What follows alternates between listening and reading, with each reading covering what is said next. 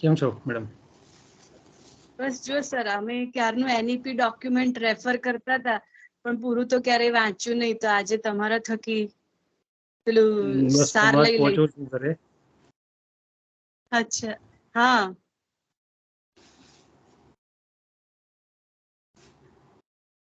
અમે એ જ કીધું કે આ યુનિક એક્સપિરિયન્સ છે કે આપણો જ્યારે દિવસ શરૂ થાય ત્યારે જ્ઞાનનો દિવસ શરૂ કરવાનો. ઓનલાઈન પ્લેટફોર્મના કારણે આ બધું થઈ શકે. હા, અને આઈ થિંક એક્સપર્ટ્સ બધા દિવસ દરમિયાન બિઝી હોય ને એટલે AICTE આવું ઇન્ટ્રોડ્યુસ કર્યું હશે કે રાતે રાખો તો એ લોકો ટાઈમ એટલે ફ્લેક્સિબિલિટી તો મળે ને. That is how you use of technology. એની ફીમાં છે જ. આપણે 2 મિનિટમાં શરૂ કરીએ ને 7 o'clock. યસ મેડમ, મને 5 મિનિટ આપો, ખાલી 5 મિનિટ. હા, go ahead.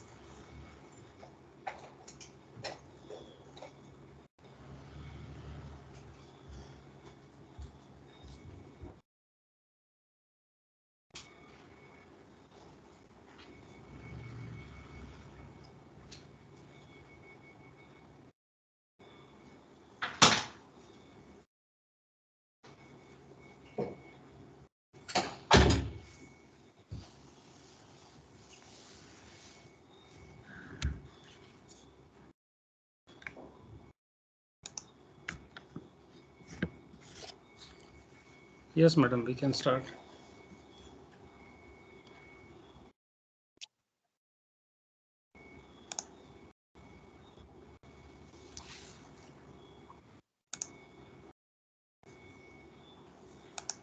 Good evening, sir.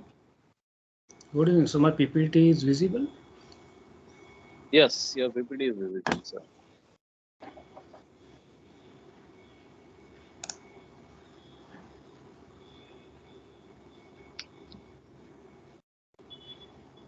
Yes, sir. Your PPT is visible.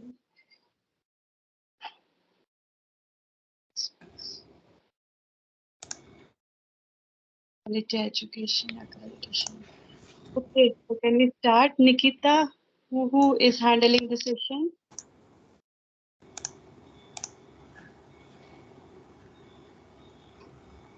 Ma'am, Monali is there. Okay, Monali, can we start? Mehul sir, do we have green signal to start? Yeah, madam. Just checking how many joined.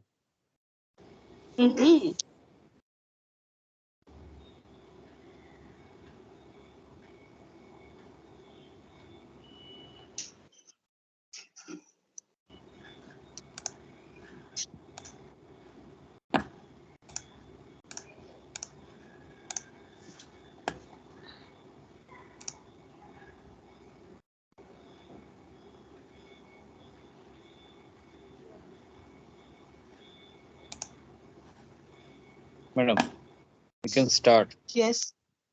Okay, chalo. Monali, can we go ahead? You can start Yeah, the recording, huh, Monali? Yes, sir. A very good A very good evening to one and all present here. It gives me immense pleasure to extend a warm welcome on behalf of LD College of Engineering. I, Monali Patel, cordially welcome everyone to second day of Faculty Development Program jointly organized by ATAL Academy on Futuristic Technologies in the field of IT. Let me introduce you all our today's expert, Dr. S.D. Panchal sir. Dr. S.D. Panchal sir is professor and he has 20 years of teaching experience. He completed undergraduation in Electronics and Communication branch from Government Engineering College, Modasa in year 1999.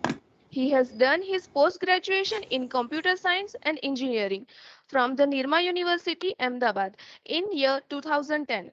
He received his PhD from Charusat in 2017. His area of interest is image processing, host security, and internetworking security. He is an active member of program committee of various national and international workshops and conferences.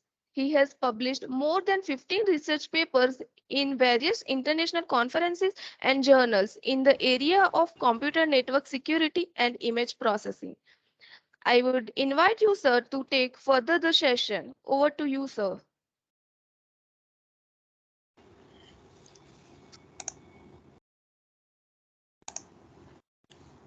Thanks, madam. Hope I am audible.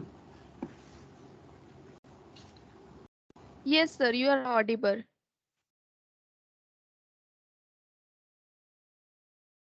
My PPT. Yeah, it is visible, sir. Just full screen is not there. It is not in presentation mode.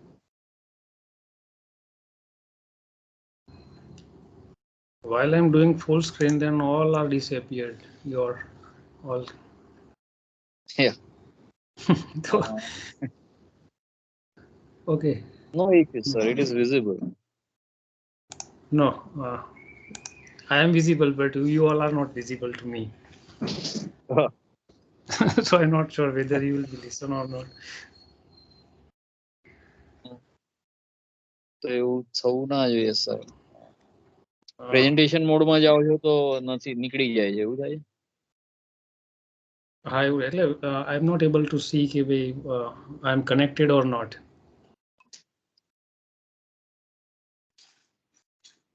Sir presentation મોડમાં જ હતું દેખાય છે આને. એટલે એમને નથી દેખાતું madam. our whether we are connected or not, that he is not able to see. કઈ નહીં સર આપ ચાલુ કરો ને કઈ એવું હશે ને તો I will pop up you, right? અમે ચેટ બોક્સમાં લખીશું. Meanwhile, if I suppose due to any technical issue, if I'm not disconnected, then just call me because I'm not able to see all on that particular slide. Sure. Okay, no problem. I'm starting. Sure. So, respected Hitekshi Madam, HOD IT Department, respected Parikh sir, and all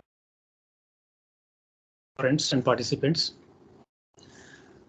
We know that in ATAL FDP, obviously, yes, it is expecting that there should be one session of national education policy. And normally, the objective of this particular session is to understand the national education policy. What are the various objectives of the national education policy?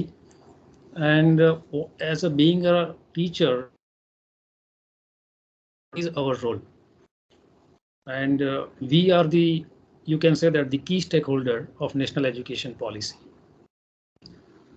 Today, specifically, there are 11 chapters out there in a national education policy, which is framed in 2020 under the chairmanship of Kasturi Ranganji. But in a broad context, if you want to understand national education policy, so while you will read this particular document, it is a very small document.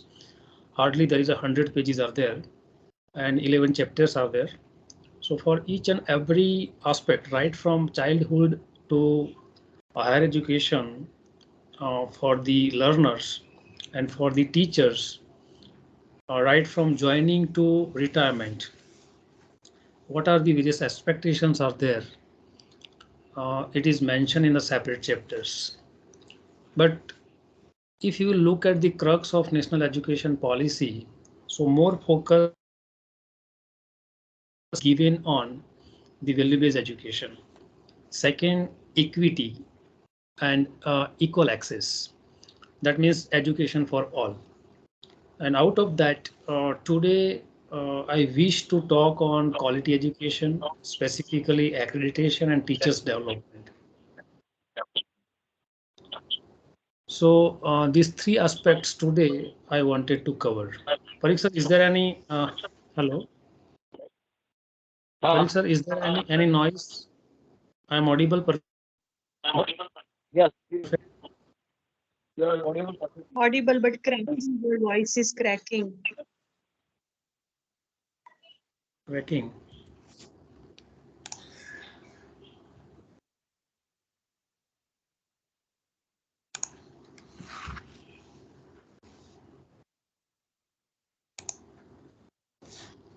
Hello. Hello. Yes, sir. Yes, yes, sir. From my side, Go ahead. everything is fine. Okay. From your side, your voice is cracking. Okay. So other participants you can confirm. Are you able to hear, sir? Yes, No, ma'am. It's cracking and sometimes there is some echo and some delay. Not audible. Voice is cracking. I'm disconnecting, again connect.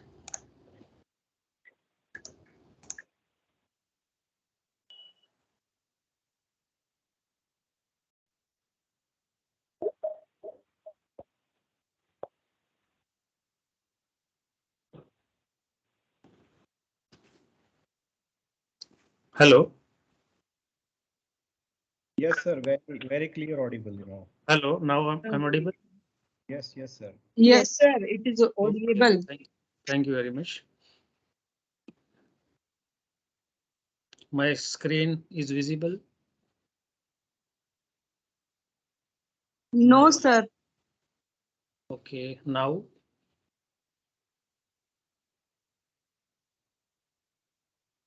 Yes, sir. It is visible now. yes, sir, visible. Okay.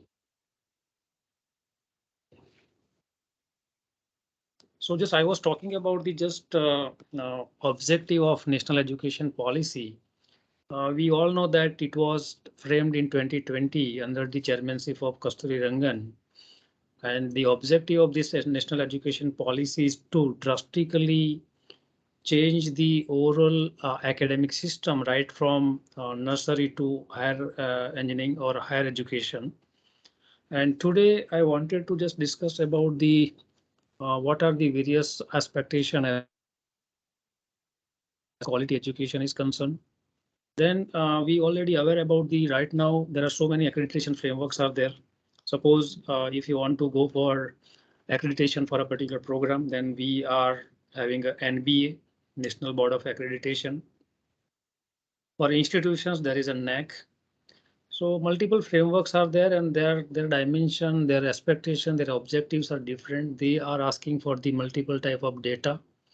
So many a times being a teacher and being an academician, we are confused how to produce the data and where to be fit, because so many ranking frameworks nowadays also there. So for us, it will be very difficult to cope up with every kind of frameworks. So national education policy is suggesting some unique frameworks where everything will be merged under the one umbrella. So that we are going to be discussed. And finally, the key stakeholder of national education policy is a teacher. So what are the various expectations from the teacher, and as well as what kind of environment is necessary for the teachers to develop themselves. So both the side, what teachers should have to do, what kind of system support is expect for a development of the teachers. So both the side, there are certain statements are there in national education policy. So here you can say that it is a very small document, but it is a very, you can say that in a deeper sense, a lot of expectations are there. Yes, almost it is a 100-page document, but each and every chapter, it is an abstract form. So you can elaborate it as you wish. You can start with and you can adopt the national education policy in a certain way. There is a one myth about implementation about the national education policy. Many times we are being heard that government will do something for national education policy, then we have to start. No, it is not a correct understanding. If you will read whole education policy thoroughly, then there are certain initiatives are there that we can take right from today. If you have willingness, there are certain steps are there that institution has to take the initiative, and there are certain initiative which is taken care by the government or authorities. But my today's session that where I wanted to discuss about the quality education, accreditation and teachers development. So more or less it is focusing on the teacher. So here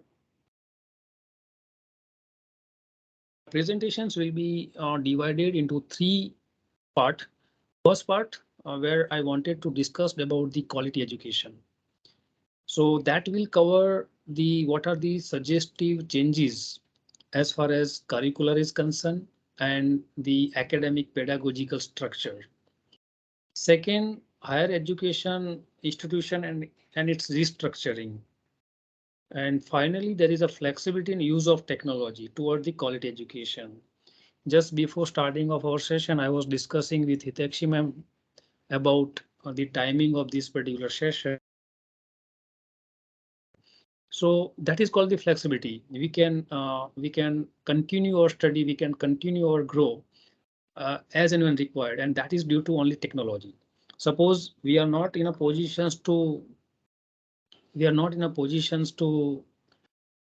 use this technology, then it would be very difficult to arrange such kind of section in a flexible hours. So that is due to the only a technology. So here in a national education policy, more focus is on how to use technology in terms of to introduce the flexibility in oral education system. There would be no any rigid structure. Right now, we almost in a most of the institution there is a rigid structure where everybody has to come at 10:30 and they have to leave 6:10. So it will not work in academic structure. You should have to keep it open for 24 hours, but at the same time, you have to adopt some infrastructural changes. Some you have to adopt technology. So there would be some accountability also. So that is the part of quality education. Second point that I wanted to discuss is about the accreditation. Yes, at higher education level, we have an NBA for the program accreditation. We have a NAC for institute level accreditation. But national education policy is also talking about the school level accreditation framework, where whatever the raw material we are getting in a higher education, because student, those who are passing out 12th standard and coming to a higher education environment, if your raw material is not good, it will be very difficult for you to achieve our higher educational institutions outcome.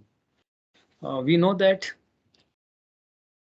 whenever we are running any kind of program, where at the end of program we are expecting some program outcome that should be there, that quality should be there in that particular participant. But many times it would be very difficult to achieve the program outcome because whatever the raw material that we are getting, that means students that we are the student, those who are admitted in our program, they may not have that much competency. Even there are variety of students in a class. So for each and every students, you should have to mentor them. You should have to understand what is their capability. So overall class competency level would be different. So it is a better suggestion here in our accreditation framework where school level accreditations will be also adopted, where quality will be verified annually. And accordingly that student which is taking the admission in higher education will be filtered out from some rigorous system. And finally, we will get some good input in our higher education system, specifically in a professional education. It is a very much expected. And finally, the key stakeholder is the teacher. So what would be the expected service environment? There are continuous professional development and some standard for the teachers is established, and certain things that we should have to do, certain things that institution will do, and certain things from the you can say that the government side actions will be taken care of. So here, if we will talk about the first point, so first of all, we should have to understand what is the vision of this particular policy. So here vision is very clear that where we have to understand what are our ethos and the Indian education system rooted in Indian ethos that contributes directly to transforming, which is in terms of sustainability into equitable and vibrant knowledge society. So how we will achieve this particular vision of national education policy? Actually, whenever you will read this particular policy, then you will realize that it is not a policy, but it is a vision document. You can say that. And out of that particular vision document, whatever the vision is mentioned, this is a one-line statement, but certain things are there that you should achieve within a 5 years. Certain things are there that you should have to achieve in a 15 years, certain in a 25 years. So by 2050, it is expected that the education policy will be implemented effectively, and whatever the vision that is mentioned over here will be achieved by 2050. So first of all, how we will introduce a value education. So first is by providing high quality educations for all. For all, that's what nowadays everywhere there is not an equal quality of resources are there. In a villages, in some remote area, quality schools, quality education is not available because India is a large country, too much population, and due to that, to provide a quality education to all, it is a very challenging task. But step by step, certain suggestions are mentioned, suggestions are there in a policy, and accordingly that we can reach to each and every corner of the India with quality education. Second things, to make India global knowledge superpower, because we know that even if you look at the abroad, nowadays a lot of our students are going abroad. You can say that it is a brain drain. So brain drain is basically big challenges. We cannot stop anybody who wanted to go abroad because it is his or her choice. If how we can stop this brain drain? So we should have to provide quality education. That is the first criteria.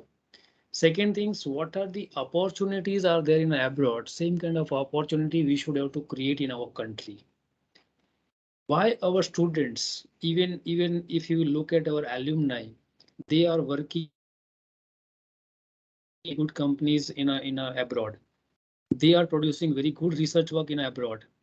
Even a many research, they are working as a principal investigator. That means we have a brain. We have a knowledge, but our knowledge if you want to restrict them, if you want to stay over here in India, then we should have to create a proper environment. And if all this brain drain will be stopped, then definitely we superpower. That means we should have to create a such an ecosystem in our India where the people, those who are going abroad, will again back to India and will contribute for our development, our country development. We cannot force them, but we have to create an environment so automatically they will stay over here.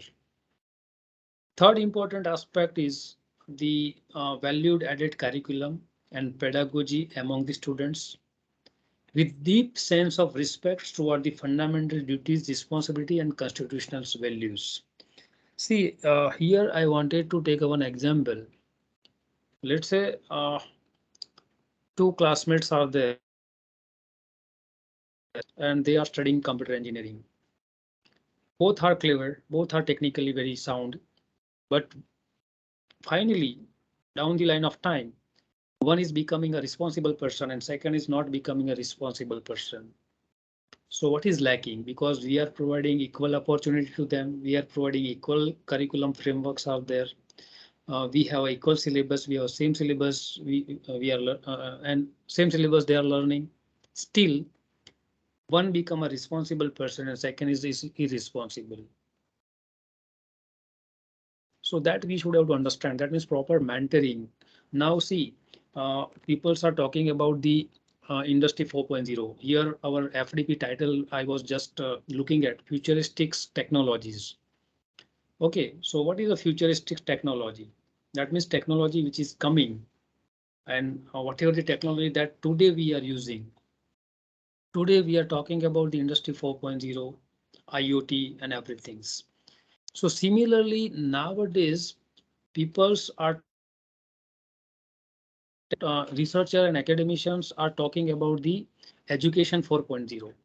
Education 4.0 demands teachers should have to play a multiple role. Teachers' responsibility is not only just to take a lectures, deliver the lectures, complete the syllabus and take the examination.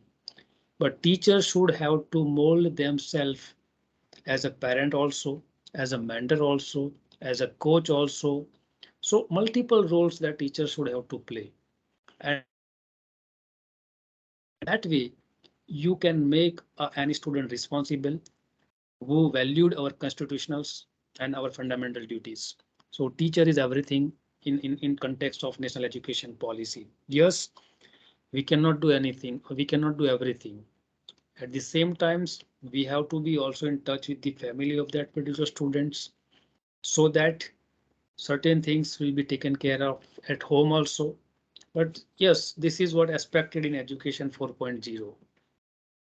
Finally, to realize deep rooted pride in a being Indian, not only in thoughts, but also in a spirit, intellect and deeds. See, we are normally observing that whenever there is a 15th August or 26th January, our thought process is more toward our India. And so many messages we are forwarding here and there. And after 2 or 3 days, everything will be getting silent. That means what? Continuously that vibration we should have to keep in our mind. And that's why we should have to always keep a pride being an Indian, not in only thoughts, but we have to also in terms of spirit, intellect and deeds. So accordingly that we should have to also act. It is a very painful that to say that in India, we are not following rules and regulation, even though we are literate person. If you will just look at 5 minutes any traffic circle, nobody is following traffic rules if the traffic police is not there. That means self-discipline is not there, which is lacking part. Even many educated person also, they are not following or they are not having a self-discipline. And that something the different we found in abroad, where mostly people are self-disciplined. They are following the rules. They are obeyed their laws. They are respecting their laws, and that's why they are far ahead than us. But we should also similar things we can also adopt over here. Even our Indians, they are going abroad. They are following everything, and while they are again returning back, again they mixed up with our environment. So that should be not expected. So self-discipline is something which is more expected from the educated person, and we should have to start from self. There are certain terminologies are there in a national education policy. We all are aware about that particular terminology, so I will not discuss about the that particular terminology. But yes, there are interdisciplinary, intradisciplinary, cross-disciplinary, interdisciplinary, transdisciplinary things are there. That means you cannot nowadays you cannot stay yourself within a one particular discipline. You have to merge multiple disciplines. Even your project work, your dissertation work should be a multidisciplinary. You have to discuss with the other program students. You have to club. You have to form a team in a such a way where one student will be from the one branch. So in that way, you can introduce the multidisciplinary environment in an institution, and that is what expected. You cannot do anything in isolation. Otherwise, a lot of things will be missing. And whenever we are talking about the futuristic technology, so in that case, multidisciplinary is the must. So here the from the different discipline working together, each drawing their disciplinary knowledge. In case of interdisciplinary, integration of the knowledge and methods from the different discipline using the real synthesis of the approach. And transdisciplinary, where creating a unity of intellectual frameworks beyond the disciplinary perspectives. So that is what it is. Some terminology is mentioned, and it is repeatedly in every chapter. They are talking about all these kind of multidisciplinary environment. Pedagogical structure, if you will talk about our existing system, you can say that it is 10+2. But the new education policy is basically talking about 5+3+3+4. That means our first initially 3 years, that is the student aged between 3 to 6 years. You can say that it is a pre-primary, and here the you can say that the more focus will be given on the multi-level and activity-based learning. So it's called fundamental stages. So total 5 years, 3 years will be in Anganwadi, and 2 years will be you can say that the class first and second. So 3 to 8 years. The fundamental study or fundamental stages, you can say, where multi-level and play-based, activity-based learning will be introduced. Then onwards, 8 to 11, next 3 years, you can say that it is a preparatory stage where again activity-based will be there, learning will be there, interactive classroom learning will be there. 11 to 14 age, where class 6 to 8, you can say that it is a middle stage where experimental learning in a science, maths, arts, social science, and humanities will be introduced. And then onwards, secondary 9 to 12, where student age would be around 14 to 18. So where multidisciplinary study, critical thinking, flexibility in a choice of the subjects will be introduced. That means if you will compare our existing 1 to 12th standard and proposed 1 to 12th standard, then a lot of fragmentations are created in a new academic structure. And specifically, if I will talk about the secondary stage, where multidisciplinary study and critical thinking is aspect. And then onwards, student will be entered into the higher education system. So that means whatever the material, that is whatever the input admitted students that you will get in your education, higher education, mostly they are ready to adopt the multidisciplinary environment. And you can obviously, if you will do some extra effort for them, then obviously you will get some result as far as the expectations of the education policy. So that means what? It is a fundamental things. First of all, structural changes needs to be there, needs to be introduced in an academic environment, right from the pre-primary stages. Then onwards, now see many our teachers are talking that the national education policy will be introduced first of all at the preliminary stage, and step by step, whenever student will pass all these stages, then there is a turn of higher education institutions. So no, it is not right. There are certain initiatives are there right now you can also take in a higher education institutions. Yes, this pedagogical structure and academic structures need to be changed right from primary level, but it will take a time. There are a lot of policy implementation aspects, administration aspect, and other aspects also needs to be taken care of. It's not too much easy, but after 12 or 15 years, definitely whatever the students that you will get will be definitely ready for to adopt the changes which is suggested in national education policy. But at present also, you can do certain things at the higher education level also. That means we should not have to wait for 12 years. We should have to start from today. Current education framework of education, higher education is more fragmented. You can say that. Here, moving toward the quality education, by 2040, all higher education institutions shall be aimed to become a multidisciplinary institution, each of which will be aimed to 3,000 or more students in the campus. See, one thing is very clear as far as higher education is concerned. There would be or there will be a no any affiliated kind of structure by 2040 or 2035 also in a one of the chapter 2035 is mentioned.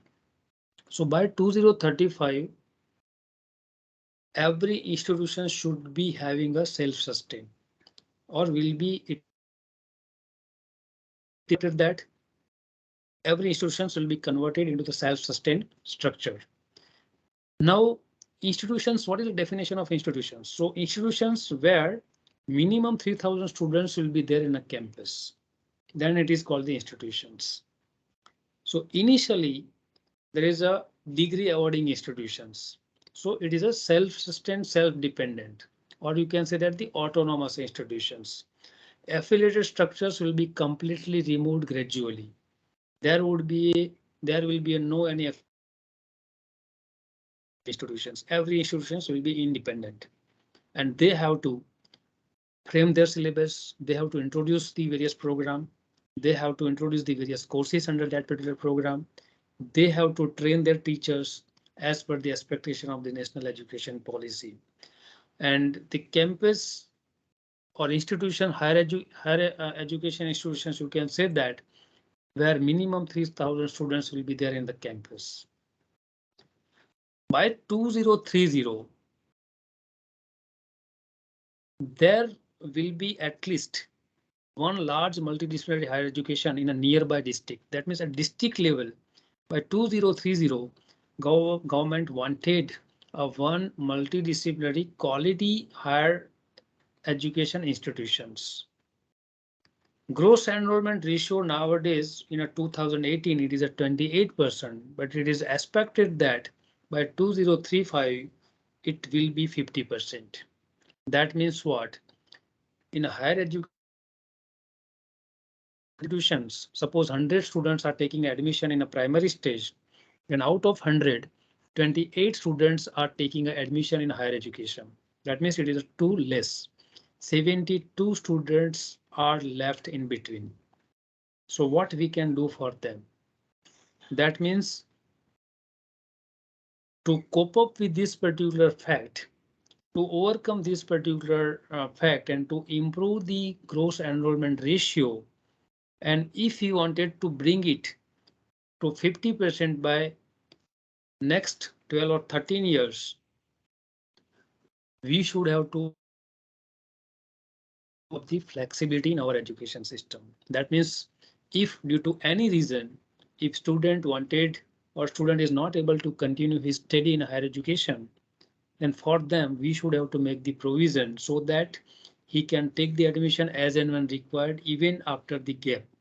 Suppose after 12th, due to any family reason or due to any personal reason, student is not able to continue study, but whenever there is a convenient to them, can enroll himself or herself in the education, higher education, even though after enrolling into the higher education, in between any reason, suppose he left the education, then anytime again we should have to allow them to take the entry. That means it is called the multiple entry, multiple exit. That means at any moment student can take the exit, and at any moment student can also uh, take the entry. That means flexibility will be there. Then and then only enrollment ratio will be improved. Otherwise, it would be very difficult in a rigid structure. So that is how we can improve the gross enrollment ratio. And it is targeted that within a 12 or 30, it should be or it would be 50%.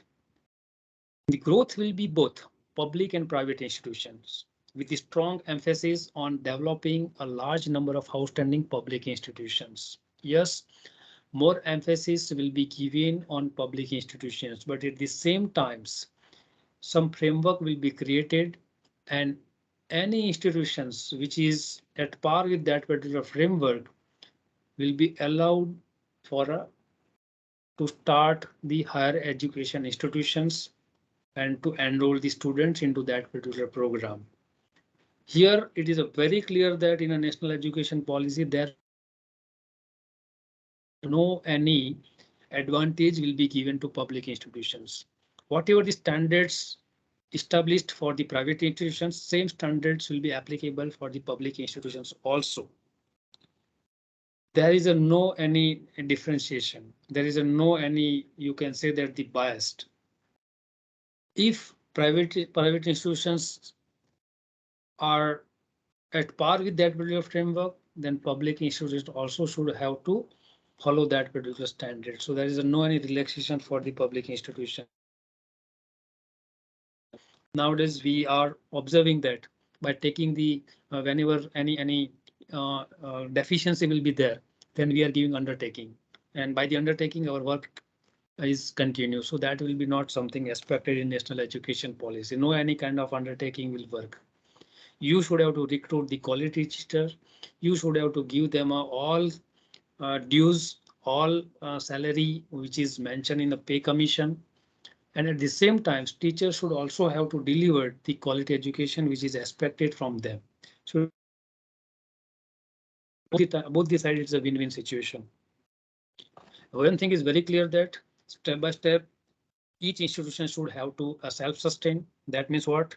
The research that you have to start the consultancy, you have to generate the revenue from at institution level, and the salary will also you have to take from that particular consultancy income. So government will not continue to provide you a fund as far as salary and the development is concerned. If you are self-sustained, you should have to do everything, including salary. The university will remain a multidisciplinary institutions of higher learning that offers undergraduate and graduate program with high quality teaching, research, and community engagement. Here one word is very popular in national education policy: light but tight. Policy will be very light. That means what? Flexibility will be there, equity will be there, equal access will be there, everything will be there.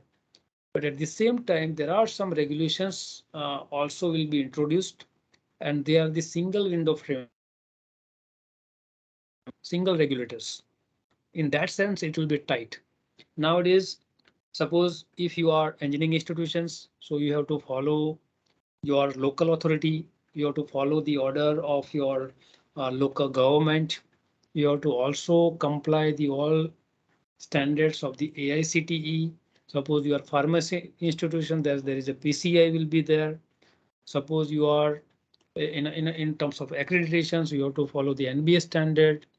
For an institution, you have to follow the next standard. That means UG be there.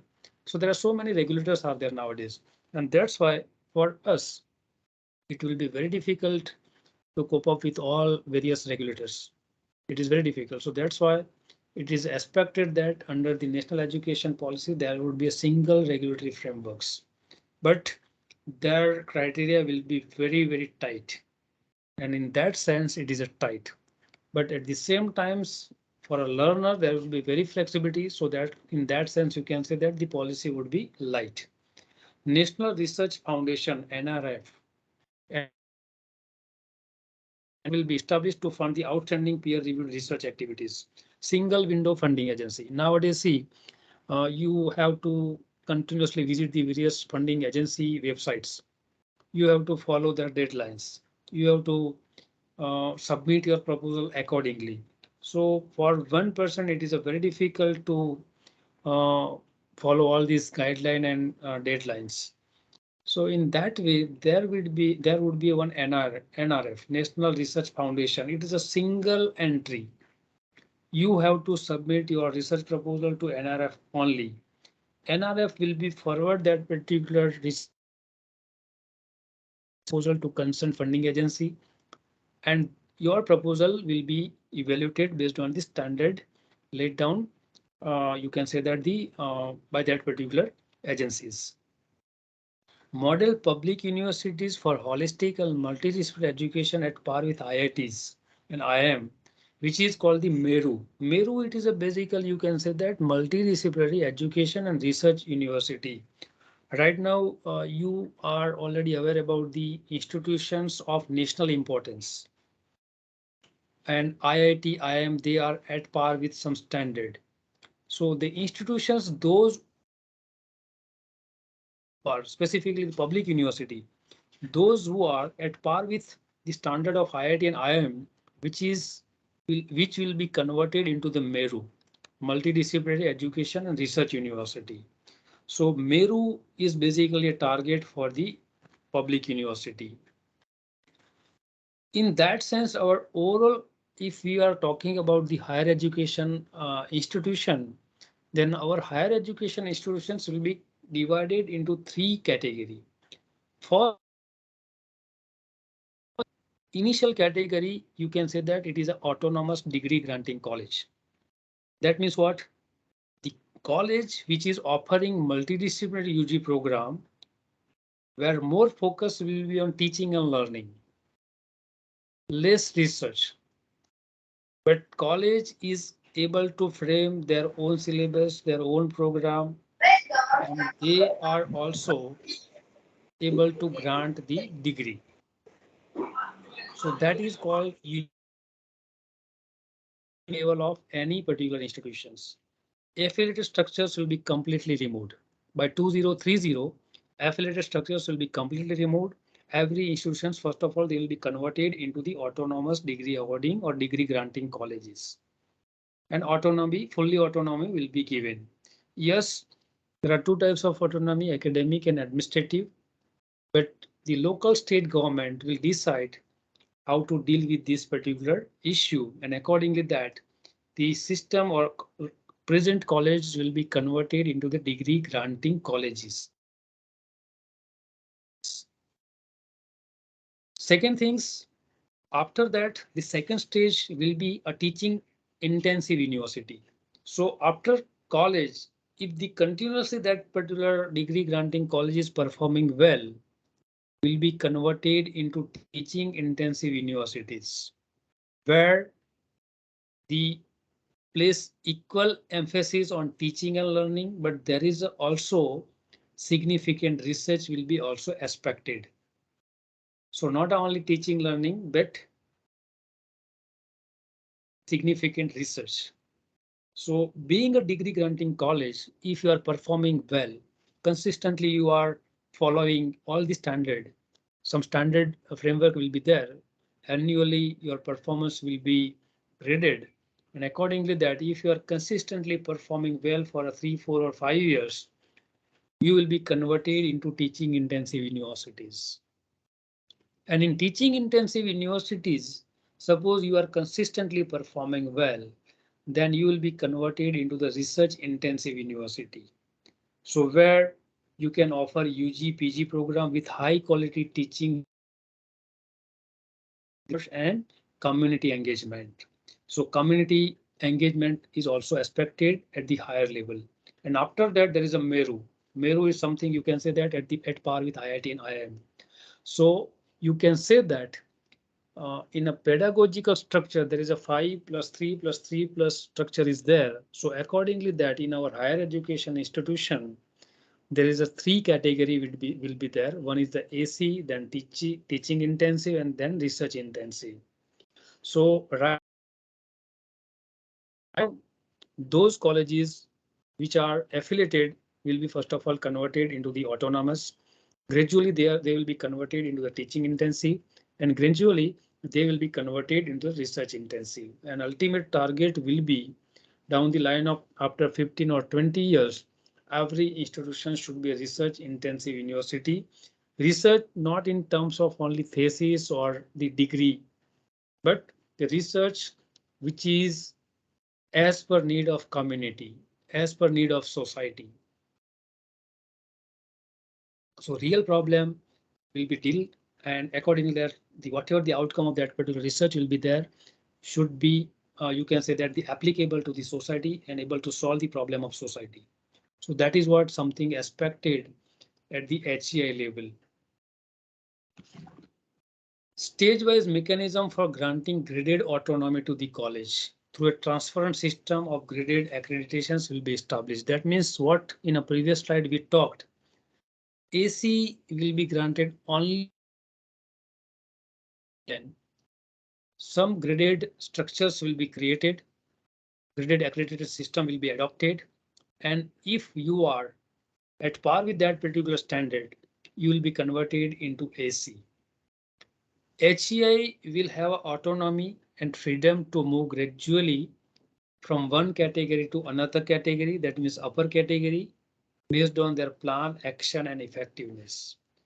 Down the line of time, after 3 and 5 years or 4 years, if you are consistently performing well as a AC, you will be converted in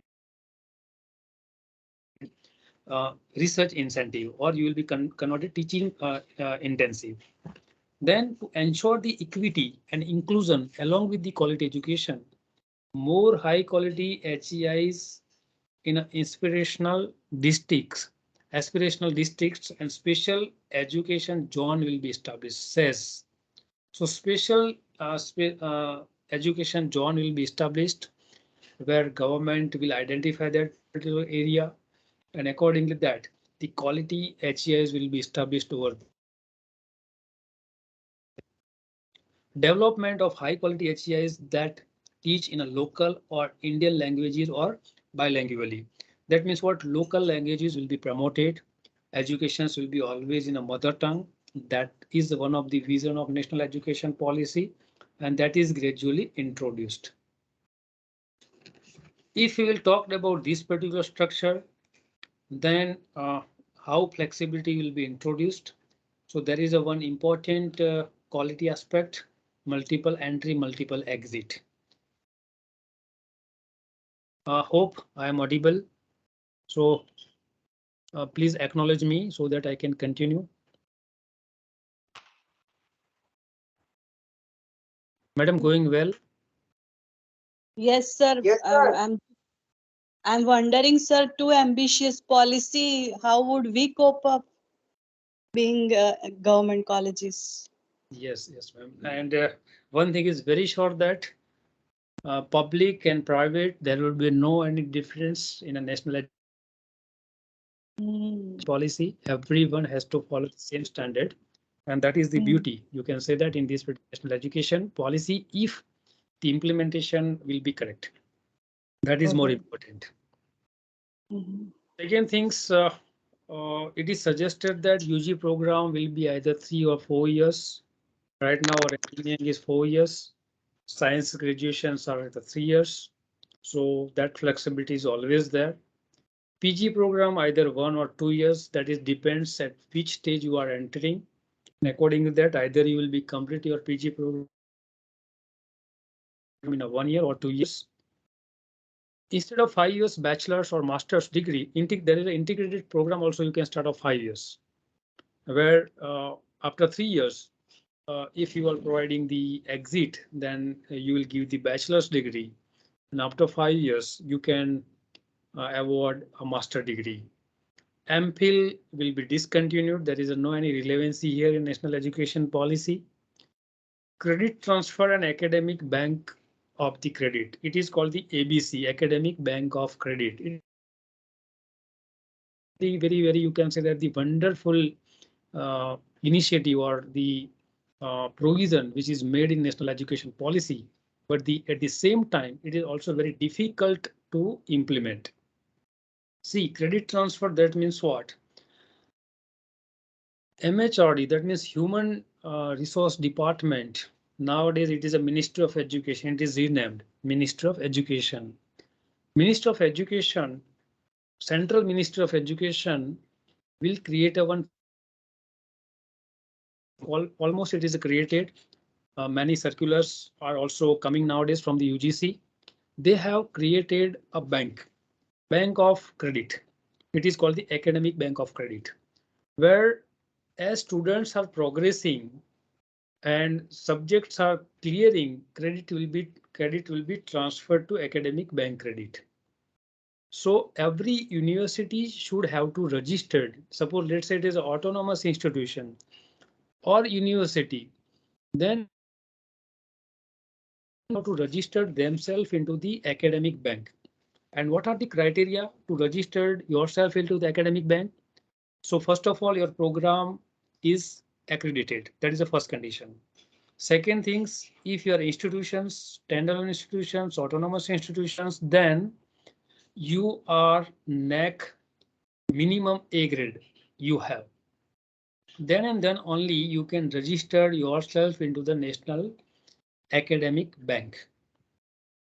Once your institutions is registered in that particular bank, then students,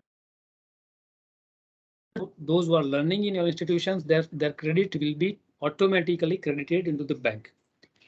After 1 year, whatever the credit is accumulated in that bank credit. So this is what graphically I wanted to show you. Let's say suppose this is a student. OK, I hope that my slide is perfectly visible. And that's why I have created a full screen, even though I am not able to see all of you. I hope that. Yes, it is visible, sir. OK, I think somebody is talking. So any question is there or? No, sir. No. OK. Very good 18.7 or I request all participants to kindly mute your mic so that they will be not get disturbed. Yes, let's suppose this is our student, and at first stage, entering into your engineering education, and whenever it is completing 1 year, and whatever the credit which is earned by that particular student will be credited into the ABC. But if that student wanted to withdraw that particular credit, then there is one provision. You can give a certificate. That is depends which kind of certificate you can give or you have to provide. That is depends on policy of your institutions. Let's say suppose again that student is continuing second year study. And after the completion of second year, suppose student is exit and withdrawing the credit from the bank. then the diploma degree or a diploma certificate will be given. Suppose student is continuing for the third year. So after 3 years of completion, bachelor degree will be provided. Suppose it is continuing for the fourth year, then bachelor with research degree will be provided. For fifth year,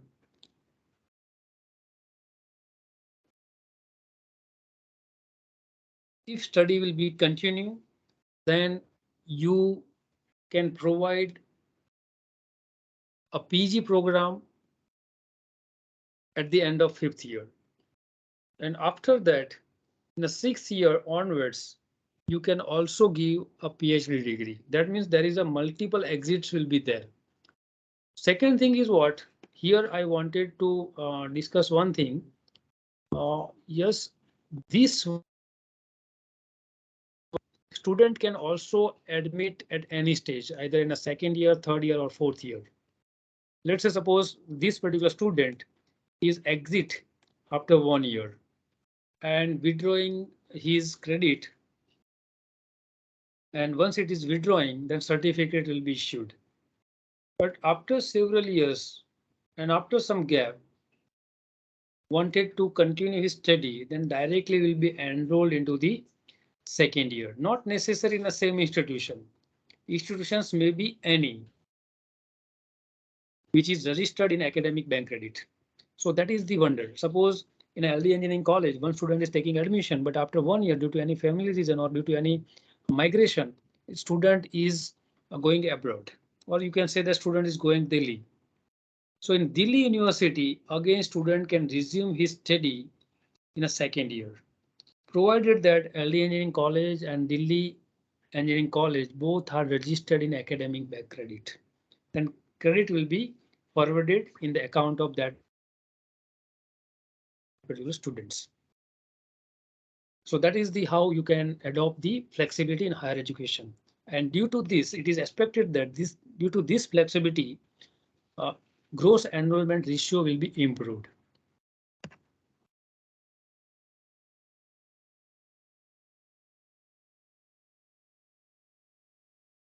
At societal level, higher education must enable the development and enlighten the socially conscious, knowledgeable, and skilled nation that can find and implement robust solution to its own problem. So it is talking about the self-sustained and the value-based education. Higher education must form the basis for knowledge creation and innovation, and thereby contributing to growing national economy. That means you can say that brain drain will be stopped in such a way you to create the opportunity over here. You should have to create the environment over here. So student will be stay over here and will be contribute his knowledge for a creation in an innovation. The purpose of quality higher education is therefore more than the creation of greater opportunity for individual employment. So that is something you can consider in a college educations. Those who are aware about the Bloom taxonomy, where we have domains are there, cognitive domains, affective domains, and psychomotor domain. Normally our present curricula is more focused on cognitive domain. So where mental activities are more.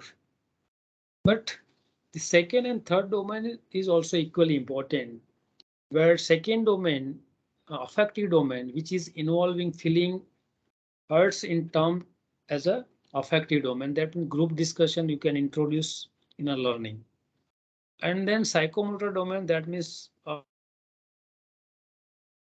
knowledge. So that kind of learning domain you should have to introduce in your curriculum. Nowadays, if you look at our curriculum, more focus is given on the cognitive domain only, where there is a remember, understand, apply, analyze, evaluate, and create things will be there. But there is a less focus on affective and psychomotor. Yes, psychomotor will be always there. If you will talk about the apply and above level of the Bloom taxonomy, then psychomotor domain will be cut. Still, more emphasis it is expected in national education policy. So that is my point number one. Any question in point number one? My point number one was basically about the quality education as far as our outline is concerned. So these 3 points I have covered. So any question on that? Sir, can I ask one question? Yes, I think this voice is from Dhaval, है ना? Yes, sir. Yes, sir. Sir, as you mentioned, yes. by giving an example of a traffic signal, right? That we Indians are Yes. lacking the basic fundamental of following the rules, right? And yes, and simultaneously you mentioned about that NEP is about flexibility and quality. So I wonder that how this thing can be possible when we are giving flexibility and simultaneously asking for quality without the ethics and moral of human being. Yeah, that's a education is first the fundamental thing that you have to introduce in our curriculum. And second thing, flexibility, it does not mean that you can do anything at any time. There is a one framework, and under that framework, flexibility will be provided. Yes, sir. But as you mentioned that a student can take admission at any point, right? Yes, yes. He or she can leave at any point and can join another institute, right? So there will be a very, you can say, fluctuation in academic process. Chaos. Chaos, yeah. Sorry. Yeah. There will be a discontinuity in terms of academic. No, not discontinuity. Not discontinuity, because see, there are so many things are there at the same time it will be addressed. That is what you said. It is a one perspective. Yes. But suppose, let's say, put yourself in a one situation where suppose your child is 1 year. And due to any reason, if you wanted to migrate yourself to other city, then what is your what is option for your which kind of options that you have? Yeah, I agree with that. From the point of view of a student, that will be a flexible environment will give him more freedom. But at the same time, see, both institutions, the students which is left, that means the current institutions and target institutions. Yes. Both should be having some standard. That means they are registered in ABC. Otherwise, what happened? Initially, student will take in a lower quality institution, and in a final year, student will take some quality admission in some quality institutions. Yes. So here there are so many. See, in the last 1 year, there were so many debates on this particular one, how it is possible to implement, because there are so many things will come across. Yes. The implementation. Let's say one question: which institutions will provide a degree? Last year institutions or the students, those who studied 3 years in one particular institutions? Yes. So that is the one question. So it is suggested that in a guideline, not till framework is created, but in a ABC, it is suggested that the students, those who are earning at least 70% credit from one particular institutions, from that institution's degree will be provided. Got it? So proximity will be provided within a 30%. So in implementation, there are so many do and don'ts will be there, but it is basically one idea how you can provide the flexibility. Many institutions, they have introduced this structure, but still they are struggling. They are struggling in terms of, let's say, suppose 1 year student is completing in LD Engineering College, second year it is completing, he is completing in a VGC, third year he is completing in GC is 28, and fourth year he is completing an IIT round. Then which institutions will provide a degree? So there would be some restriction how many times you can migrate. So that we have to wait and watch. because right now every institution, every university is just debating. Yes, some task force are framed where all the nominated vice chancellors are there. They are thinking on these particular issues because we have to provide the flexibility, but at the same time, we have to also take care that one should not take a disadvantage of this flexibility. Yes. So in that way also we have to create an implementation structure, because right now policy is policy where everything is there. Yes. Vision is there, but in implementation there will be many things will come across. Even though whenever you are allowing any students in any particular year, then also you should have to take care about the subject which is already taught in a previous institution. So equivalency question will also arise. So everything will be arising in implementation. So it is not easy to implement what it is looking into the slides. Yes, yes. Thank you, sir. Sir, Okay. to add to sir's question, I have one more worry that the student would not have attachment to institute. That For is many what, alumni is the strong base. So now who he will be considered who's alumni? but madam, it is optional. It is not compulsion. Those who have such kind of circuitous substances and wanted to leave in any due to any reason, for them it is provided. And suppose your student is having attachment with your institution, will be definitely will not go anywhere. Right. That's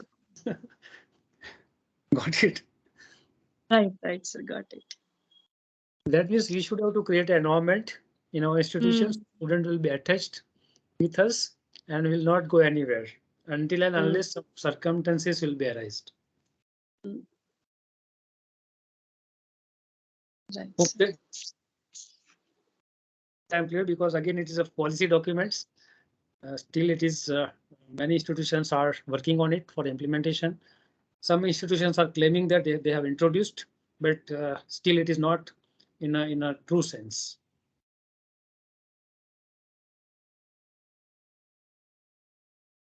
So should I continue? Yes, sir, please. Okay. I think yes, sir. Thank you. So second point, again, I wanted to tell you about accreditation framework. So right now there is no any unique school level accreditation regulatory framework is there, but in national education policy it is suggested there is some state council of education research and training, that is a SCERT. State Council of Educational Research and Training will be developed, which will target each school quality, will assess the quality, will create a one framework that SQEAF, and based on that one, school quality will be assessed and will be evaluated, and grading will be done. What we are graded as per the next, the similar structure will be adopted at the school level. And it is expected that due to this framework at school level, quality will be improved, and the student that will get in a higher educations will be having a good quality. Because our worry is that also there are certain institutions are there, they are in urban area, for them it is not an issue, but in a remote area this is definitely issue because they are not getting good students. If you talked about, then there is a one HECI, Higher Education Commission of India, and under this umbrella 4 verticals will be created. Vertical number 1, regulation. It is called NHERC, National Higher Education Regulatory Council, and it will regulate all HEIs. Right now we have AICTE, we have UGC, pharmacy having a PCI, everything have their own standard. And so all different standard will be removed. Yes, somewhere it is written that in national education policy, the pharmacy domain is excluded from this particular provision, but in a long way they will also covered. So national higher Regulatory Council will be established. Yes, some structure is already created by the Ministry of Education, which is under process and will regulate every institution. And what is their role? It is a single point regulator for any higher education, excluding medical and legal education, because medical education and legal educations, their association are not agreed on this particular one. So a lot of government level discussion are going. But I hope that in the near future, they will be also covered under the same umbrella. Second vertical, as far as accreditation is concerned, right now we have NBA and NAC. They are having a different expectation, but instead of that, they will be removed. And instead of that, there is a single National Accreditation Council will be there, NSC, and will do the institution level as well as the program level accreditation. And their focus on norms with public disclosure, good governance and outcome. They will look at focus on various norms with public self-disclosure. That means transparency and good governance and outcome will be expected. So that means a merger of NAC and NBA. So more or less the current criteria would be same, but some unique framework will be created and that only we have to follow. Suppose right now being institutions, if you are talking about the accreditation, then you have to follow the next 7 criteria. Total 115 submetrics are there. Every matrix you have to follow, you have to fill, you have to produce the data. If you are talking about the NAC, NBA, then there is a 10 criteria are there in a UG level. In a PG level, there is a 6 criteria are there. And again, there are so many sub criteria are there.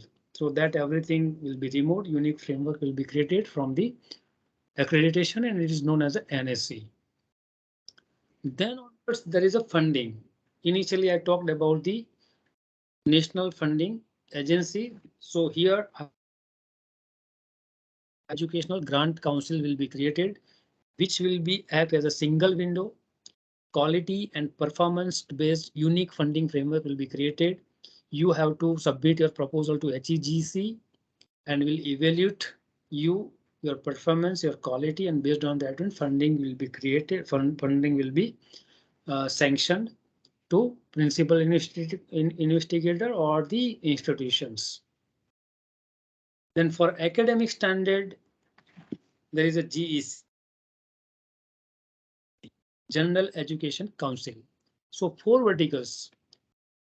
One will be focused on academic standard, where their role is focused on graduate attributes, what NBA is expecting, higher education quality framework, what quality will be focused. Second will be work on funding. Third will be worked on accreditation and fourth will be worked on regulation.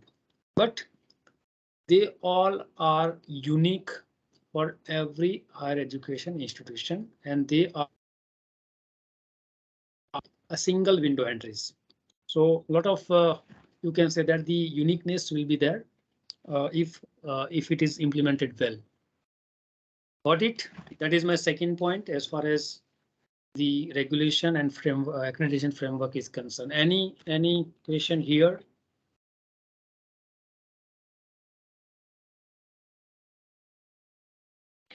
Everything will be going centralized, then it will be very heavy loaded. No? Right now, why it is bifurcated that the few that AICT only look for the technical education, right? So we can easily approach them and they will understand our problem, whatever the technical education is there, right? But in new education policy, you are saying that okay, everything will be under one umbrella. So it is quite huge work to be carried out by that council or that body. So it might be not very difficult to manage all this thing if we thought that how many our technical Yes, sir. education. Yes, sir. But, yeah, but yeah. If you will look at the NHERC draft, then first of all, they will look at the HEI and what is the mandate of that particular HEIs. Let's say suppose your mandate is engineering education. then your matrix will be different. But this matrix will be monitored by NHERC. So there would be a different matrix for different HEIs as per their mandate. But you should not have to follow different regulatory body. Regulatory body will be same. Might be they will categorized as per your mandate. Same thing for research, we have to Yes. approach it single place, right? Now, if my application is rejected at a single place, right now there is a chance that I can apply on some another body and No, maybe sir. I will get the. Sir, in a funding, there is a single window for apply. Funding at what is the role of HEGC? Will initially scrutinize your application and will be forwarded to the concerned funding agency where your proposal is applicable. Right now, let's say suppose Good Cost is giving some grant, university is giving some grant, AICT is giving some grant. So everywhere there's a different deadline, different qualification, different eligibility will be there. That's correct, but I will get 3 different chances to get the grant, right? Maybe possible that So here if also, if GTU reject, then maybe possible that Good Course will give me the grant, right? And no, after so that flexibility will be always there. It does not mean that once it is rejected, that means will be rejected by all funding agencies. okay. Again, we have to wait and watch because there are so many things are in process. So right now it is too early to comment on it because that flexibility will be always there. And that's why it is known as a light but tight kind of structure. Right, sir.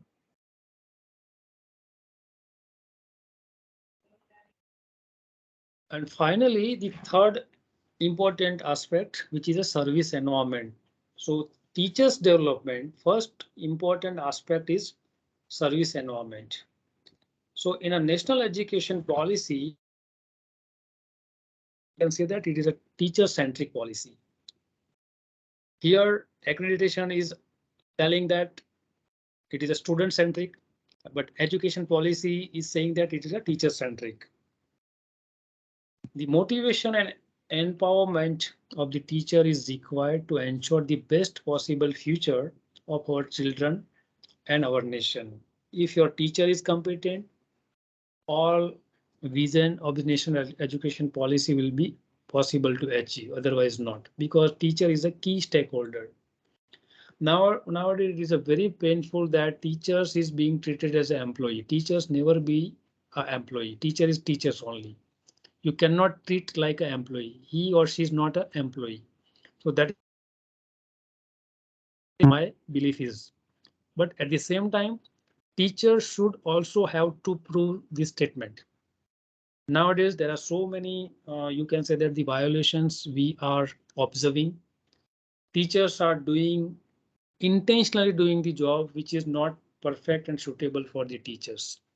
Yes, sometimes system is forcing us, but many of the cases I'm observing that teachers are performing non-technical or non-teaching kind of duties willingly. And that is what you can say that the introduce the deterioration in our system. Teachers should have to respect his profession. So incentive will be provided for the teachers to take up the teaching job in a rural areas. So reverse things. Nowadays in urban area, HRA is high. In a rural area, HRA is low. But here incentive will be provided those who wanted to willingly work in a rural areas, especially in the area that are currently facing acute shortage of quality teachers. So in that way, faculty will be encouraged, teachers will be encouraged to go at the rural areas. Adequate and safe infrastructure, including mandatory amenities, will be provided to that particular teachers. The harmful practice of excessive teachers transfer will be halted so that students have a continuity in their role model and educational environment. Until and unless there is some kind of disciplinary action is required to be taken, then and then only transfer will be suggested, otherwise not. So that is what how stability is ensured. And in that way, what Madam was suggesting, the harmony with student will be ensured. And in that way, student will be connected with the teacher and overall environment will be good in our educational institutions. Continuous professional development. For that, teachers will be motivated continuously for self-improvement and to learn the latest innovation by participating in a various workshop and faculty program. Right now it is there, but it is not mandatory. Up to certain level it is mandatory, but not onward. So here one online platform will be created to share the common ideas and best practices, where you can put your idea also, you can take the other's idea also, you can write or you can read the best practices that what other institution is following. At the same time, so whatever your best practices will be there, you can put up on that particular platform. So it is an exchanging of the ideas and best practices. That platform will be created. Each teachers will be expected to participate in at least 50 hours in a professional development program in the domain of his or her own interest, and it is a mandatory. EMP, career management progressions, will be introduced to encourage the teachers to do their best, and robust merit-based structure of tenure, promotion, and salary structures will be developed with the multiple level, with each teacher stage that incentivized and recognizes outstanding teachers. So there would be no any common increment or increment.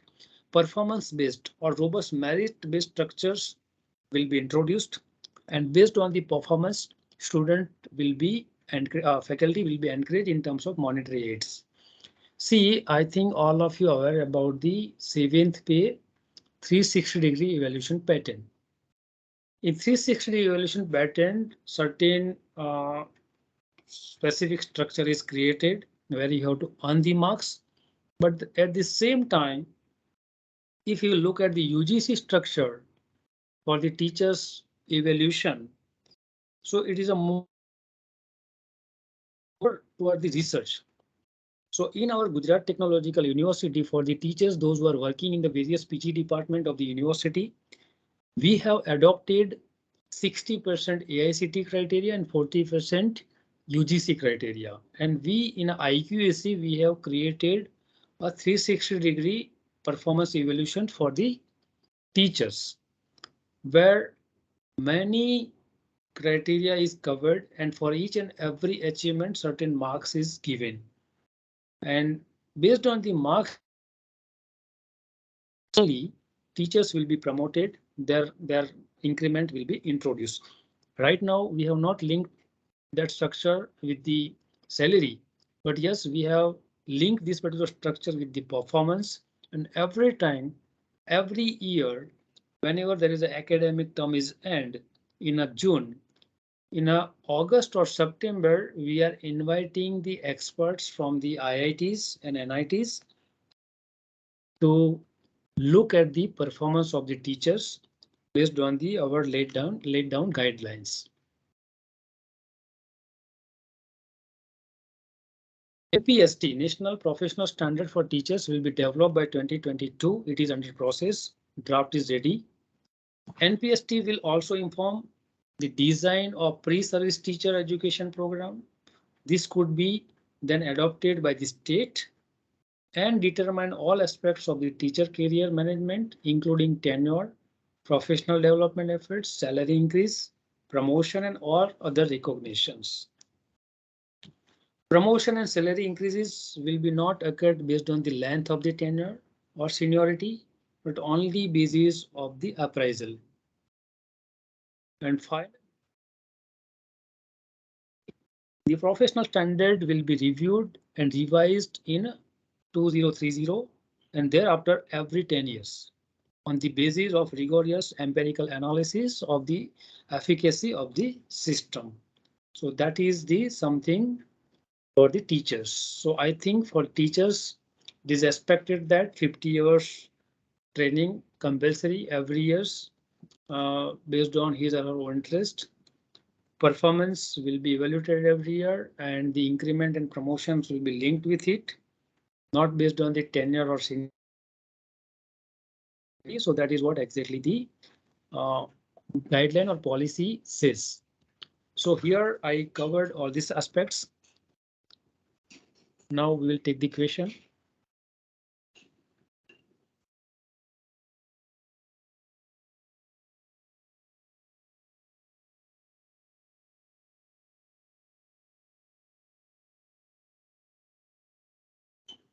I'm audible? Yes, sir. Now, what we have observed in LD, sir, 360-degree Even feedback. I also invite because most of participants are from the academics and experienced teacher. So I also invite suggestion how to implement multiple entry, multiple exit in our engineering education.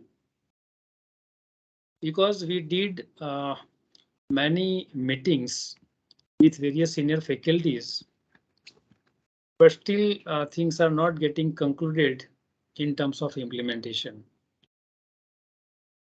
Because see, one question which is arise in implementation, whenever after completion of 2 years, the policy says you should have to provide the diploma certificate. Then what is the existence of the present polytechnic colleges? Because they are also providing diploma. So that diploma and this 2-year exit diploma, how you can compare? That was the first question we are facing in implementation. So in that way, the state administration has to take a call with the discussion with various universities. But you can also not only a question, but you can also suggest me how we can go ahead.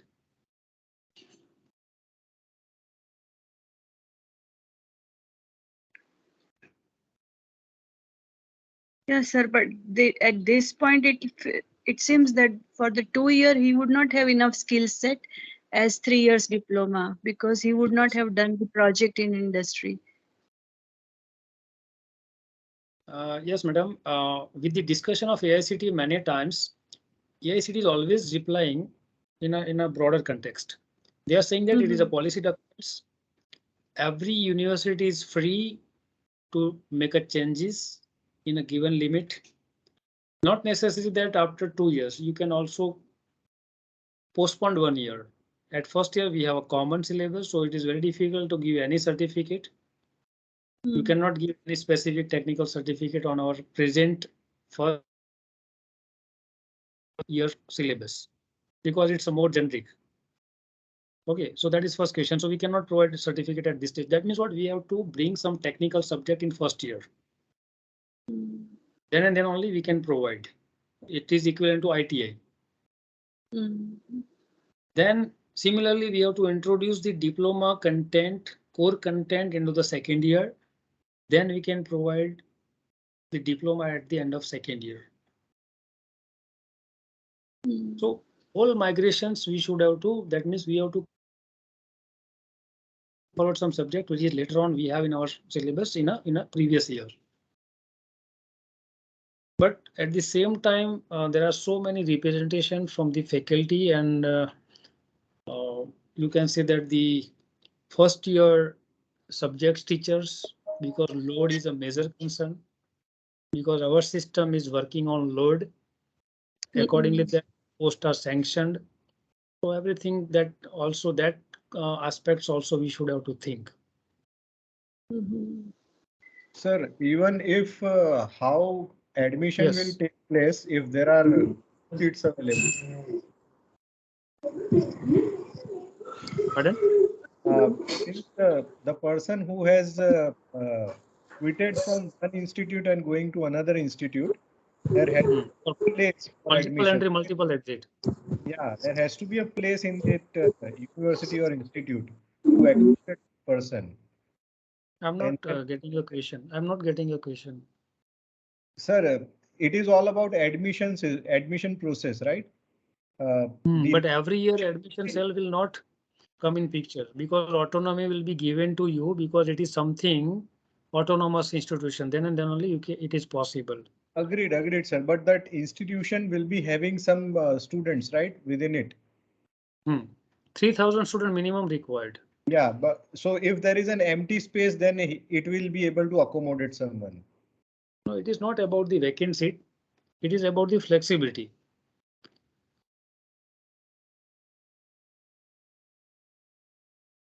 What my point?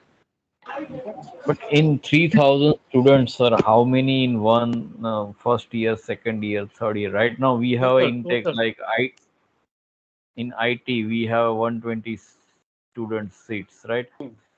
Then if many want to enroll in the third year or second year, and our capacity to accommodate only 150 student as per our teachers ratio, right?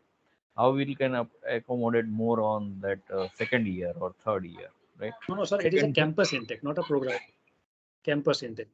Yeah. Second thing, right now in diploma, our entry level is on the 10th base, and the degree is a 12th base, right? So that entry level should be common for if we want to give the certificate or the diploma degree after the second year, then entry level should be 12 only, right? At present many people are not or many parents are not willing to So that's why in implementation, 12th give the child to the 12th standard because of big expense of the tuitions, right? That is also one of the concern. Yeah, that's why, sir, directly to implement any multiple entry, multiple exit at the university level, it will be very difficult because accordingly that what our previous structure is there, that required to be in line with this requirement. Then and then only it is possible to implement. But I'm just talking about in a present context, suppose anybody wanted to leave after 2 or 3 years. Right now, there is no any provision. Even after spending 3 years, sparing 3 years, he or she is not getting any kind of degree. So instead of that, can we do something for them? Because he studied almost diploma level work. That can be given after only the third year, and in that case we have to introduce some project work in fifth and sixth semester.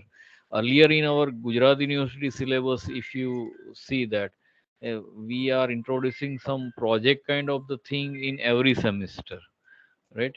In GU syllabus, if you remember, right? So every time that concept is that, okay, first we have to, they will build small project in basic language, then higher level language, and somewhat like that, and finally we are sending them into the industrial training after the eighth semester, right? So such kind of the thing we have to introduce in every semester, some project kind of the thing. After that we can give them the degree or something. What? Yes, yes.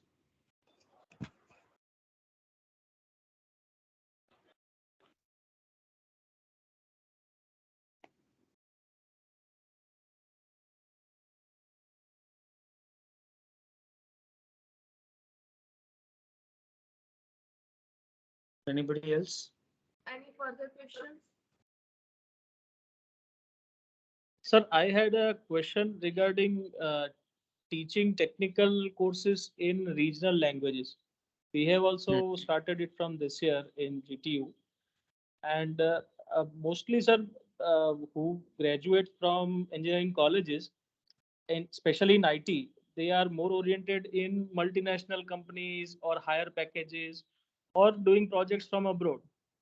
And Do you think, or is there any opinion on how these students will be seen as more inward looking than more outward or global perspective? Do you think language can again become a barrier which was once in some point in time?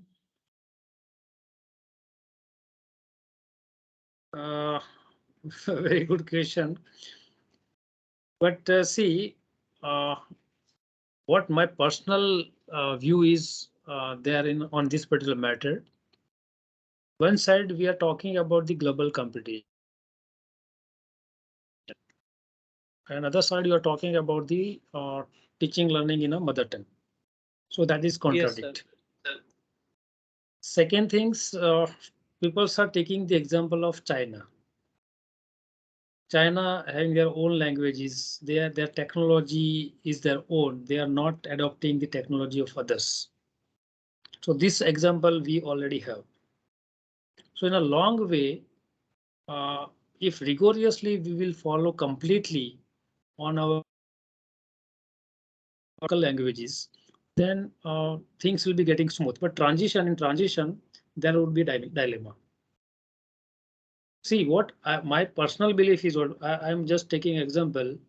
Before 20 years, you might have observed the class intake 60, and out of 60, 50 students were from the Gujarati language, and hardly 10 students were there of the English language. That is what I'm correct, or absolutely right, sir. Yes. The scenario of before 10-15 years. Okay, so at that times we were deal with the English. Okay. Now see today's scenario, out of 60, 50 students are from the English language and hardly 10 are from the Gujarati. And now we are talking about the Gujarati. Right, sir. So something is there that we have to deal with, because every 10 years we cannot change our thought process. You should have to give some time. See, when our professional education was in English, so that's why the parents was encouraged, or you can say that the student was encouraged to take admission in English medium. Now we are getting the students from the English medium, and now we are trying to convert our syllabus into the Gujarati. So a lot of things are there that is again required a lot of debates, but it does not mean that we should not have to give enough intent to our mother tongue. Yes, it is a respectable, but our આપણે ગુજરાતીમાં કહેવત છે કે ભાઈ કોઈ પણ વસ્તુ છે ને એ અતિ પણ સારી નહીં અને કઈ ના હોય પણ સારી નહીં એમ ટૂંકમાં. એટલે ગુજરાતી પણ જરૂરી છે અને ઇંગ્લિશ પણ જરૂરી છે. Both are, because it's a way of communication only. But here in a present context, syllabus, there are certain terms are there you cannot remember in Gujarati, specifically in our technical words. So it is better to schooling is in Gujarati and higher education in English. That is what right now we are following. That is better option. એમાં કઈ ખોટું નથી એમ. કોઈને કઈ તકલીફ નથી પડતી એમ. ગુજરાતી મીડિયમમાં ભણેલો અમારો છોકરો માઇક્રોસોફ્ટમાં 24 લાખનું પેકેજ લે જ છે. એટલે સ્કૂલિંગ ગુજરાતીમાં રહે, that is a base, right? એમ આપણે કહીએ કે પાયો મજબૂત થાય એમ મધર ટંગમાં એમ. Language is not a barrier basically. You can learn as and when required. And again, in our education, engineering education, quality book in a Gujarati will take us some time. Sir, very difficult to translate some of the word in the Gujarati. AICTE અત્યારે બધું conversion માટે આપણને આપે છે કે નવા video તમે બનાવો અથવા કન્વર્ટ કરો રિજનલ લેંગ્વેજમાં, પણ સર્ટેન વર્ડ તમે મેમરીને સંગ્રાહક કહો તો ખબર જ ના પડે કે શું કહેવા માંગીએ છીએ એમ આપણે. Yes. કારણ કે આપણી નોર્મલ લેંગ્વેજમાં પણ આપણે we are making mixing of the word of the English, Gujarati and Hindi.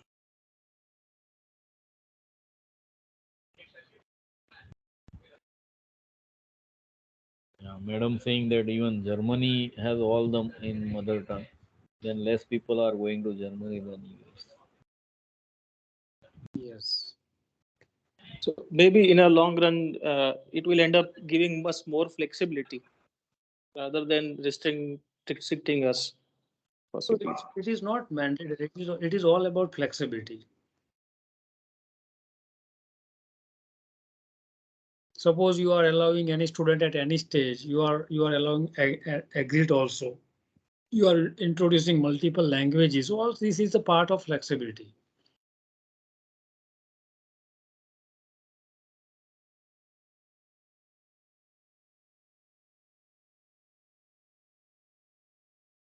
Sir, as you were saying that જેટલી flexibility આપશો એટલે બધા એના કંઈક ને કંઈક રસ્તા શોધશે એમ શોર્ટકટ કારણ કે આપણો ઇન્ડિયન સ્વભાવ શોર્ટકટ નો છે sir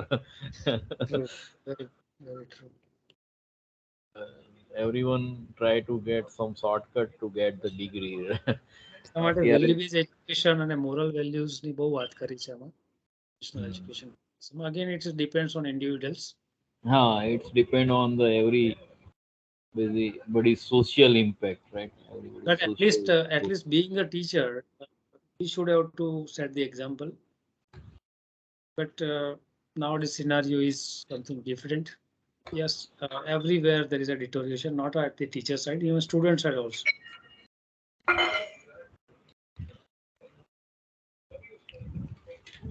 Yes, sir.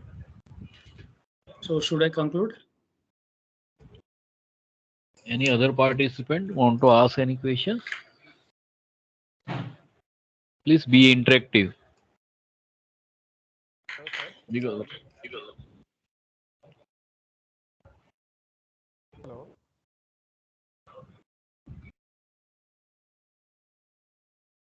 Hello. Yes, you are audible. Can you?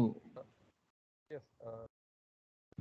I heard that as per the new education policy, the government is going to remove the standard 10th board and only the standard 12th board is there.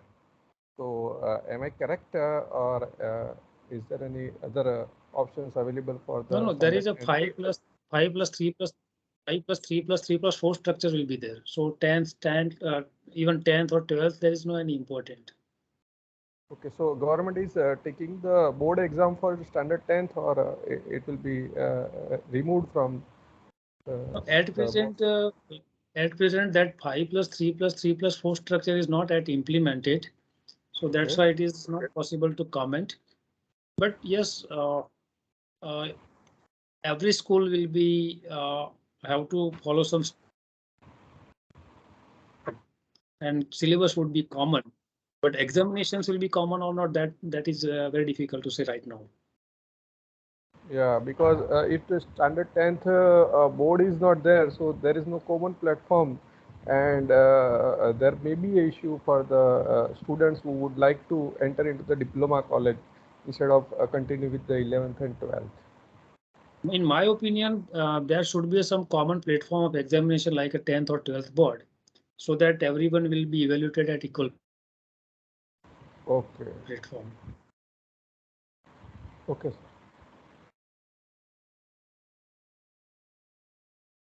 Otherwise, what happened? You have to frame the syllabus, you have to learn it, you have to teach them, and you have to take the examination. So competitions will be not there then. Yeah, because so many see, in a last secondary education, there will be 4 years: 9th, 10th, 11th, and 12th. Yes. In this 4 year, I think there will be some common examination platform based on the semester system or whatever. Right now, I'm not sure because it is not still any initiative from the government in that case. Okay. Because 10th, 12th, 9th, 10th, 11th, and 12th are important standard as far as NEP is concerned. Okay.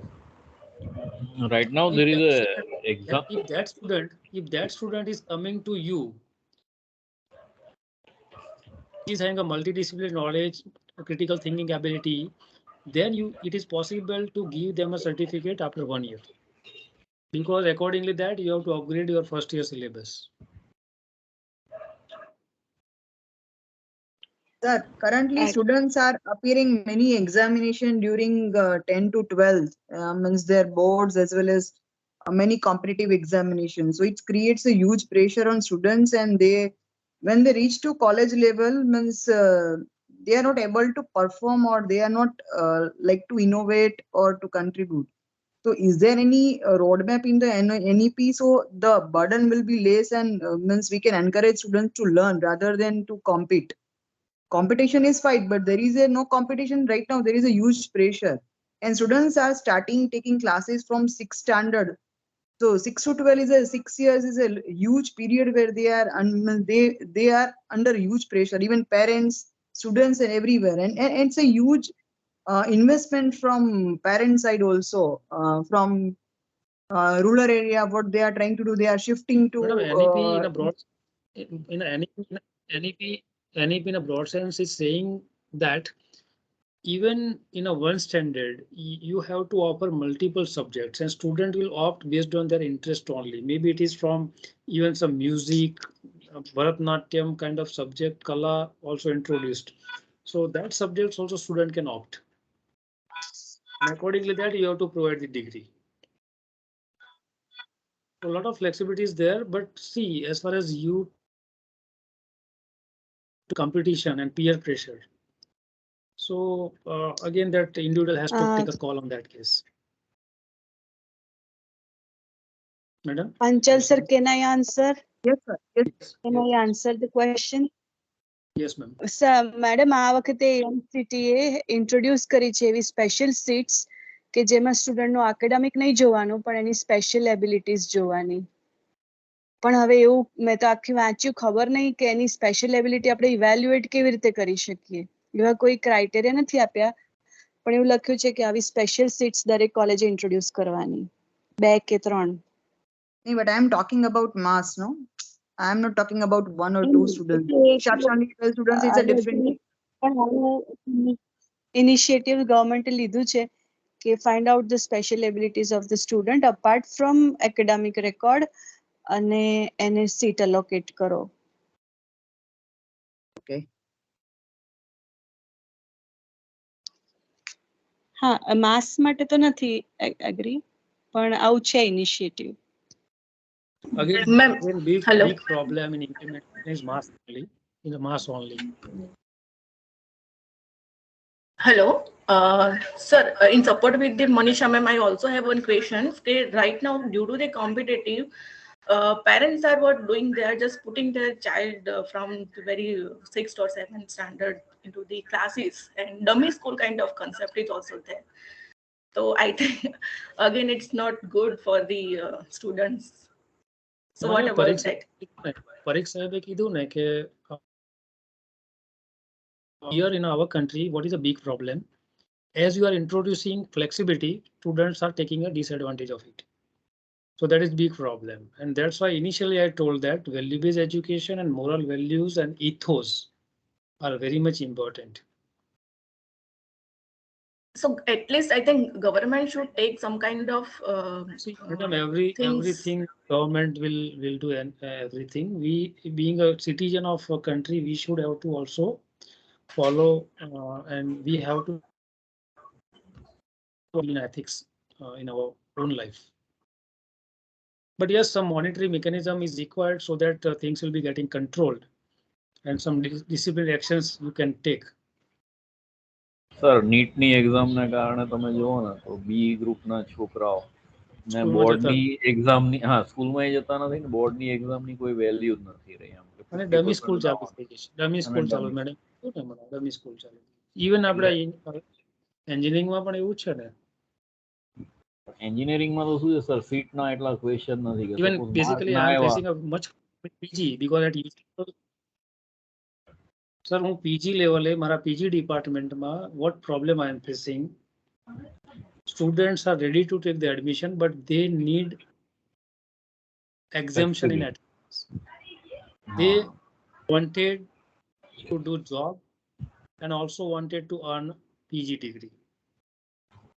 Same we are facing also. So in a PG, even my programs are, you can say that emerging area, cybersecurity is there, IoT is there, artificial intelligence is there, but very difficult to get the intake.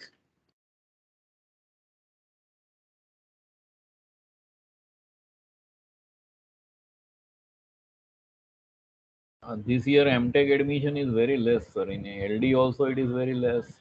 And everywhere. in few college like Changa, DDIT has just closed the ME program. જ્યાં computer engineering M E ચાલુ થયું ત્યાં અત્યારે કે intake નથી હોતી એમ એવી પરિસ્થિતિ આવી ગઈ છે DDIT ની. Yes, at PG level, we are thinking about.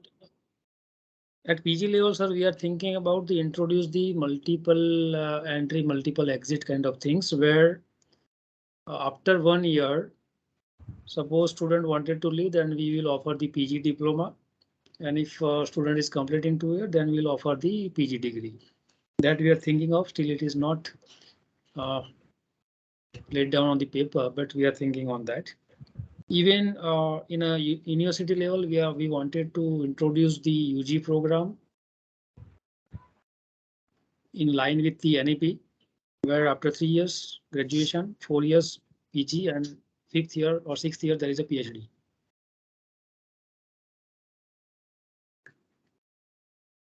Actually, sir, we have to introduce flexible time study, so students can join at their will and can go. दो side है. Now see, we have already observed in a Corona taught us a of things, and technology intervention was there, and due to that only our education at somewhat level survived, because through the online education our education was continued. But see, what is the impact, negative impact of that flexibility? Now students are not ready to physically come into the class. They wanted online session only. Even though they are in positions to come physically. So that is the negative impact of Corona. So use of technology is there, but at the same time, you have to use it for a betterment of education, not the replacement of education.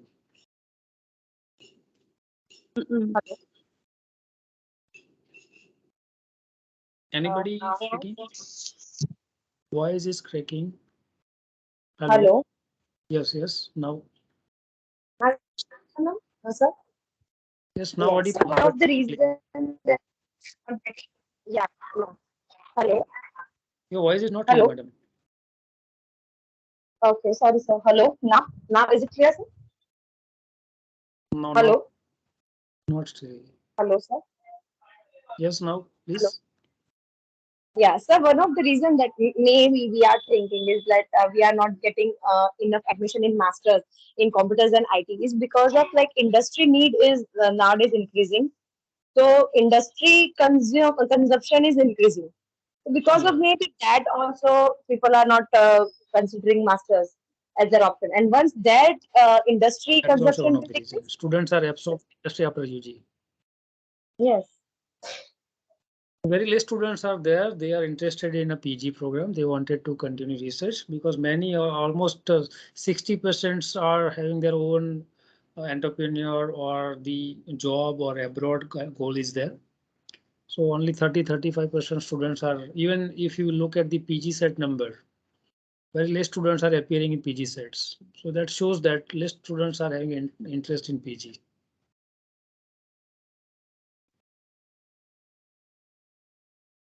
Students are not even giving the GATE examination.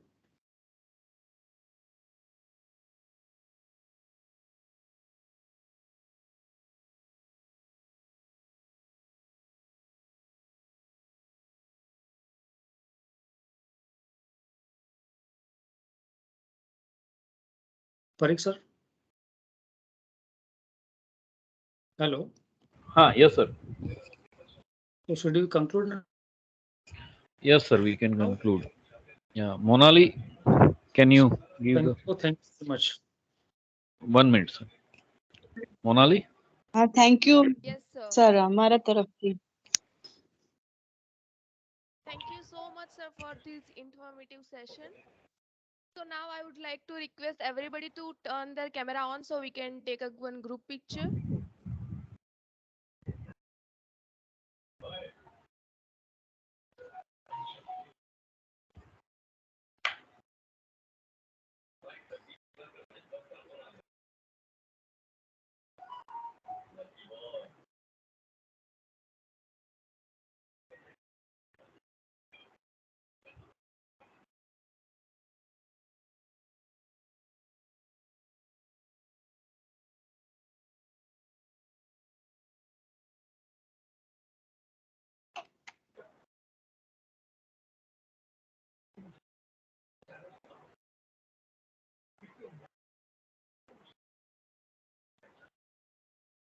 Thank you, everybody. Thank you, sir, for giving your time and presentation. Thank you very much, sir. Yes, For thank you, such a sir. nice presentation. But at least my one request is there. Everybody, please read at least once that national education policy. Is very small documents. Okay, sir. Thank you. Thank you, everyone. Thank you. Thank you.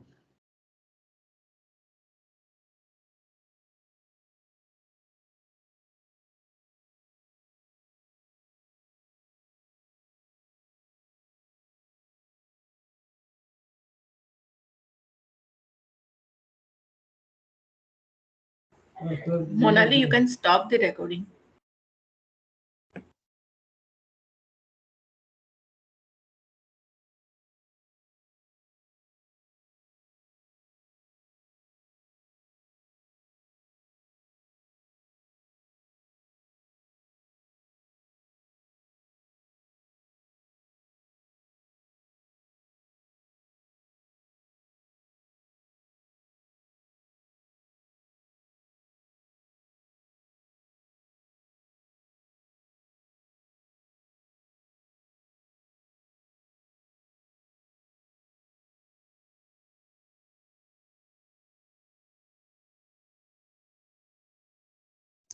Monali recording stop करो.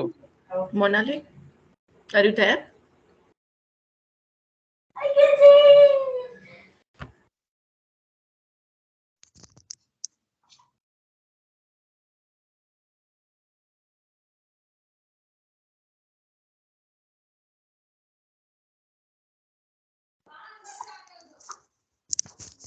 Hello Monali please stop the recording.